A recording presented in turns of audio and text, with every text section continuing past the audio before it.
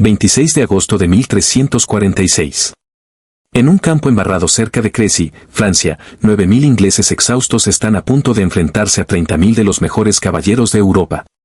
Los franceses tienen todas las ventajas, superioridad numérica, caballería pesada, la flor innata de la nobleza europea en sus filas.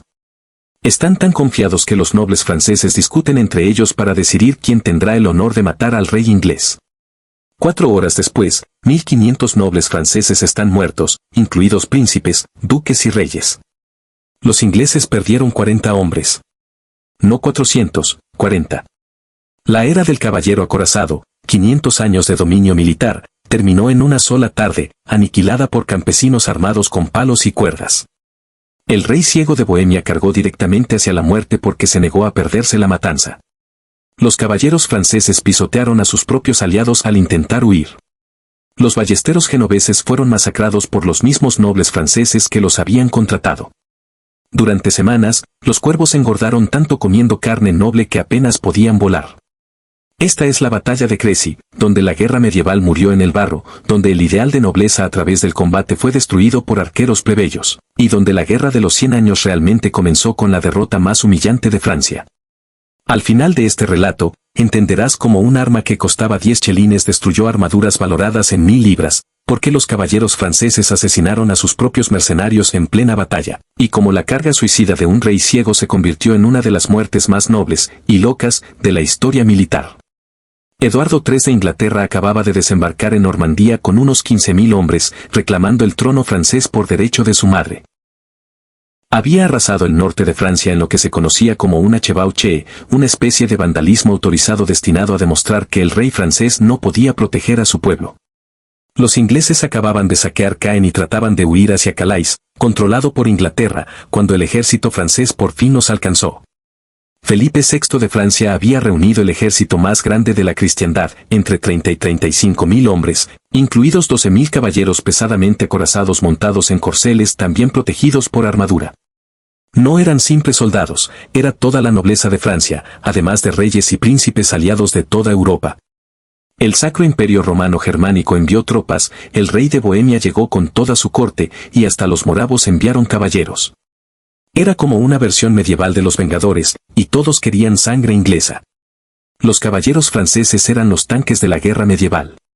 Un caballero con armadura completa, montado en un caballo igualmente blindado, pesaba alrededor de 1 tonelada. Habían sido criados para la guerra desde niños, entrenados en combate desde que podían caminar. Su armadura costaba más de lo que un pueblo campesino ganaba en toda una vida.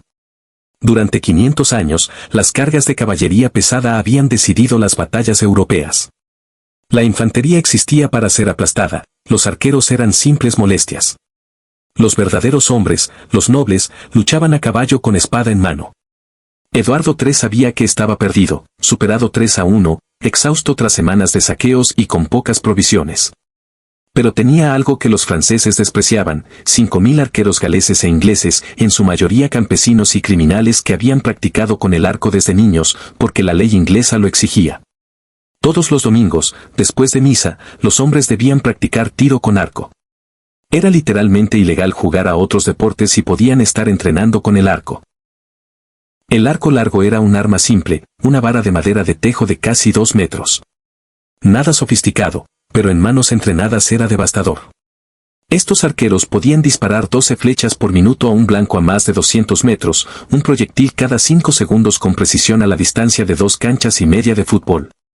Su fuerza era tal que los arqueólogos pueden reconocer esqueletos de arqueros por sus brazos deformados, el izquierdo más largo que el derecho por años de tensión muscular al sostener el arco. Eduardo colocó su ejército en una colina, obligando a los franceses a atacar cuesta arriba. Dispuso a sus hombres en 3 divisiones, con los arqueros formando una V entre ellas, creando campos de tiro cruzado. Luego hizo algo que sorprendió a ambos ejércitos, ordenó a sus caballeros desmontar y luchar a pie. Nobles ingleses combatiendo como simples infantes. Era inaudito. Pero Eduardo comprendía algo que los franceses no, la era del caballero montado estaba terminando. Esa noche, el campamento inglés se mantenía en calma. Los arqueros preparaban sus arcos, untaban cera de abejas en las cuerdas para mantenerlas secas y cavaban zanjas y hoyos por la luz de las antorchas. Se dice que Eduardo incluso repartió carne y cerveza para que sus hombres durmieran con el estómago lleno, mientras el ejército francés llegaba hambriento y agotado tras una larga marcha forzada. Todo en aquella escena gritaba disciplina contra arrogancia. Mientras tanto, en el lado francés reinaba el caos disfrazado de pompa. Los nobles desfilaban en brillantes armaduras, sus estandartes ondeando, compitiendo por quién lideraría la carga o quién capturaría vivo al rey inglés para pedir rescate. Algunos presumían que antes del anochecer llevarían a Eduardo encadenado ante Felipe. El ejército parecía más un torneo desquiciado que una fuerza militar disciplinada. Al amanecer del 26 de agosto, la vanguardia francesa avanzó entre los restos humeantes de los pueblos saqueados. Los campesinos los observaban con odio desde sus casas quemadas. Para los nobles franceses era una humillación que exigía venganza inmediata. Para los ingleses, era prueba de que su estrategia funcionaba, habían convertido la tierra misma en un arma. El ejército francés llegó a Crecy alrededor de las 4 de la tarde, exhausto. Lo sensato habría sido descansar y atacar al día siguiente.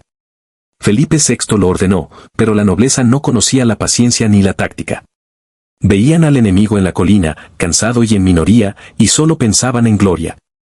Cada noble quería ser quien matara o capturara a Eduardo III. Entonces se desató una tormenta repentina que empapó el campo. Los caballeros franceses rieron, seguros de que su armadura los protegería. Pero los arqueros ingleses, con calma, desarmaron sus arcos y guardaron las cuerdas bajo sus cascos y capas para mantenerlas secas. Los ballesteros genoveses no tuvieron tanta previsión, las cuerdas de sus armas se humedecieron y se aflojaron, volviéndolas inútiles frente al poder del arco largo. Un detalle diminuto, unos minutos de previsión, decidirían el destino de miles. Cuando Felipe llegó al campo y vio a los ingleses firmes en la colina, ordenó esperar al día siguiente. Pero los caballeros no esperaban. Con gritos y trompetas, comenzaron a avanzar. El ejército francés se desintegró, ya no era un ejército, sino una turba de aristócratas impacientes que preferían morir antes que renunciar a su orgullo. Así comenzó la batalla de Crecy, no con estrategia, sino con la arrogancia desbordada de la nobleza. Primero avanzaron los ballesteros genoveses, unos 5.000, los mejores mercenarios que el dinero podía pagar. Pero había un problema. Sus pavises, grandes escudos tras los cuales se escondían mientras recargaban, se habían quedado con el tren de equipaje. Tendrían que avanzar sin protección. Además, acababa de pasar una breve tormenta. Mientras los ingleses mantenían las cuerdas de sus arcos secas bajo los cascos, las cuerdas de las ballestas genovesas estaban húmedas y estiradas, reduciendo su alcance. Los genoveses avanzaron hasta unos 150 metros y dispararon una primera descarga. La mayoría de los virotes cayó corta. Entonces los ingleses respondieron. 5.000 arcos largos dispararon al mismo tiempo. Los testigos decían que el sonido se parecía al trueno. El cielo literalmente se oscureció con las flechas. Cada arquero lanzaba 12 por minuto, 60.000 flechas cayendo cada minuto sobre los genoveses. Sin escudos, sin cobertura, y con ballestas que tardaban 30 segundos en recargarse contra arcos que disparaban cada 5, los genoveses fueron borrados del campo. Rompieron filas y huyeron hacia las líneas francesas. Y aquí empieza la locura. El conde de Alencon, al ver a los genoveses retroceder, gritó, «Maten a esa chusma que bloquea nuestro paso». Los caballeros franceses cargaron contra sus propios ballesteros, pisoteándolos y cortándolos en pedazos. Literalmente asesinaron a sus propios mercenarios por el crimen de no morir lo bastante rápido. Los genoveses quedaron atrapados entre las flechas inglesas y las espadas francesas. Los pocos sobrevivientes huyeron del campo maldiciendo a sus empleadores. Entonces llegó el asalto principal. 12.000 caballeros montados cargaron cuesta arriba, a través del barro y sobre los cuerpos de los genoveses muertos, directamente hacia las líneas inglesas. Aquí es donde vale la pena entender que podía hacer una flecha de arco largo contra una armadura. A larga distancia, quizá no perforaba una buena placa de acero, pero no hacía falta. Golpeaba a los caballos, que incluso con armadura tenían puntos vulnerables, los ojos, la boca, las patas. Un caballo de 700 kilos atravesado por varias flechas no carga, relincha, se encabrita y cae, creando un obstáculo del tamaño de un muro. Los caballeros detrás chocaban contra esos cuerpos y perdían el impulso. A menos de 100 metros, las flechas con punta Botkin atravesaban las cotas de malla y hasta las placas en sus puntos débiles. Entraban por las viseras hacia los rostros, por las articulaciones hacia las axilas, por la malla hacia los muslos. Incluso los impactos que no perforaban eran brutales, una flecha golpeando una armadura era como recibir un martillazo. Los caballeros quedaban aturdidos dentro de sus corazas, sacudidos como dados dentro de una copa. Los franceses atacaban en oleadas, cada una escalando sobre los muertos de la anterior. Los arqueros ingleses tenían flechas clavadas en el suelo frente a ellos para disparar sin detenerse. Las crónicas dicen que las flechas caían como nieve, tan densas que los caballeros apenas podían ver. Pero no eran solo flechas, el campo preparado por Eduardo mostró su eficacia. Los caballos tropezaban en zanjas ocultas y se rompían las patas, los caballeros chocaban contra estacas afiladas y el barro convertía el terreno en un infierno resbaladizo. Los caballeros caídos, con más de 30 kilos de armadura, apenas podían moverse. Se convirtieron en blancos inmóviles. Y aquí viene un detalle que resume el horror, los arqueros ingleses se quedaron sin flechas varias veces. ¿Qué hicieron?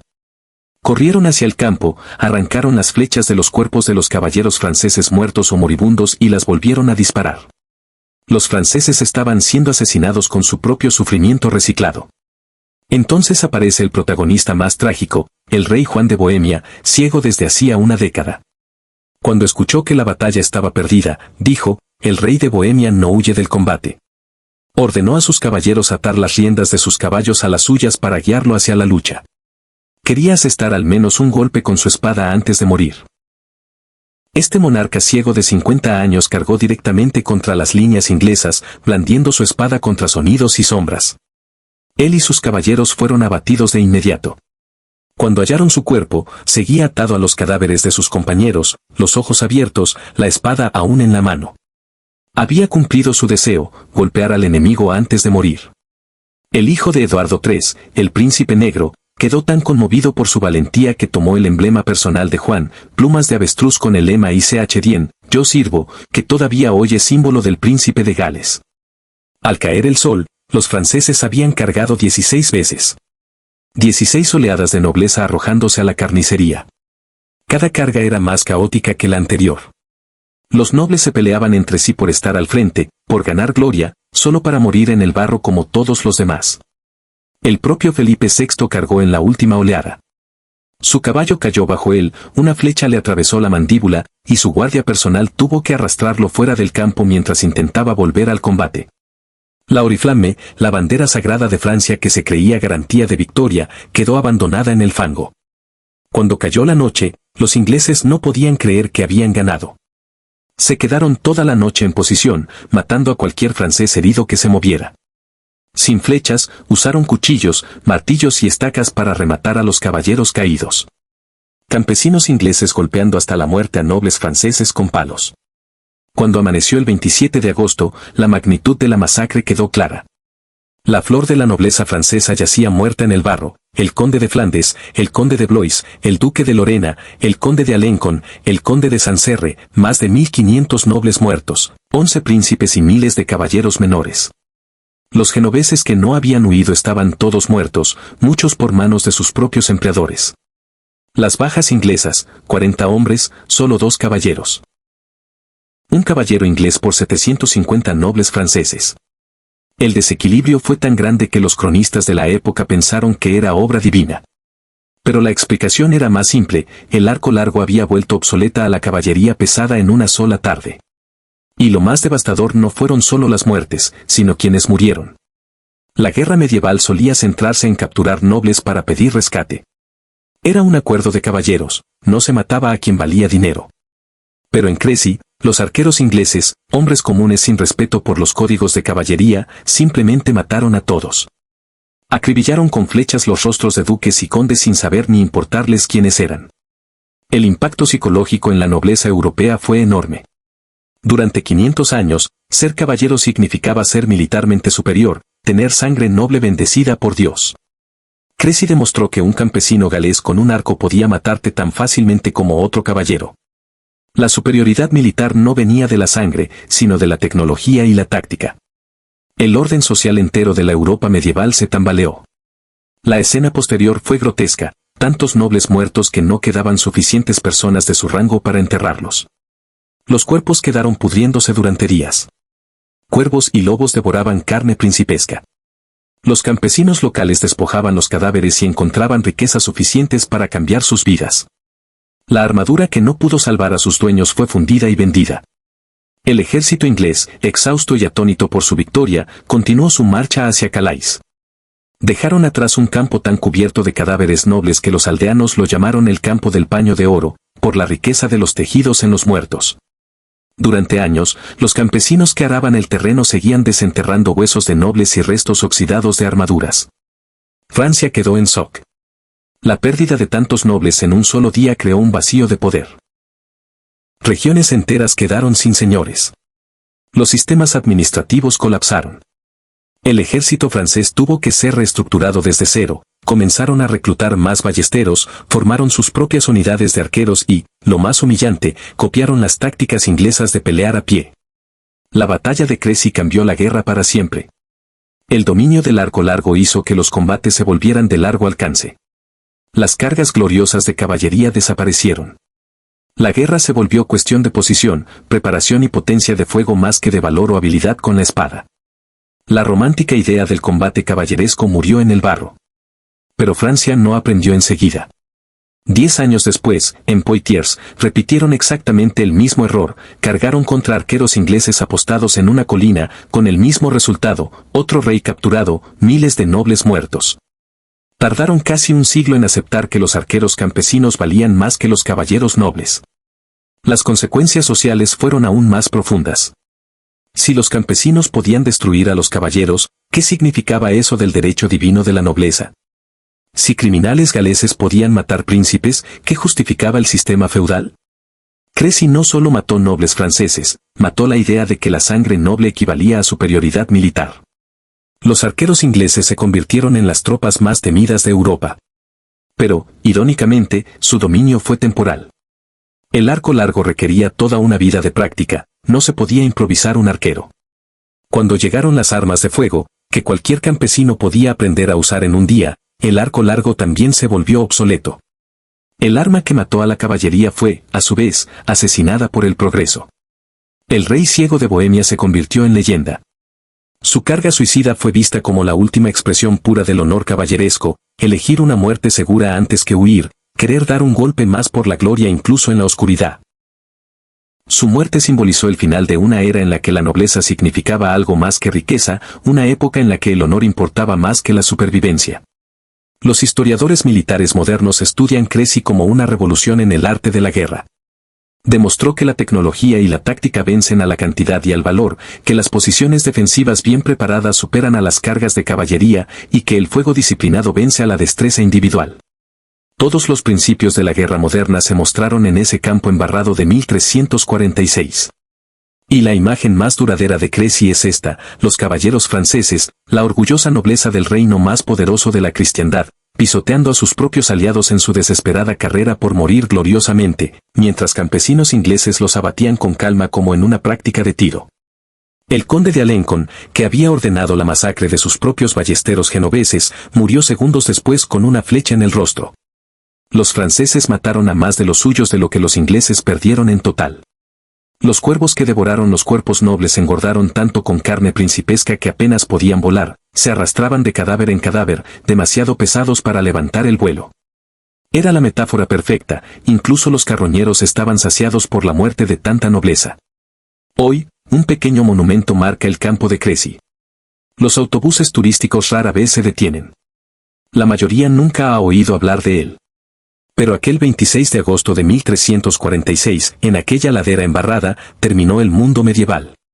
500 años de tradición militar, todo el concepto de nobleza guerrera y el romanticismo del combate caballeresco murieron en una sola tarde, asesinados por campesinos con palos curvados y cuerdas. Los ingleses no solo ganaron una batalla en Crécy. Demostraron que el valor no puede vencer a la matemática, que la nobleza no puede detener una lluvia de flechas, y que la era del caballero había terminado. Francia perdió más que nobles ese día, perdió su propia idea de cómo funcionaba el mundo. Y todo gracias a 5.000 campesinos que practicaban tiro con arco cada domingo después de misa.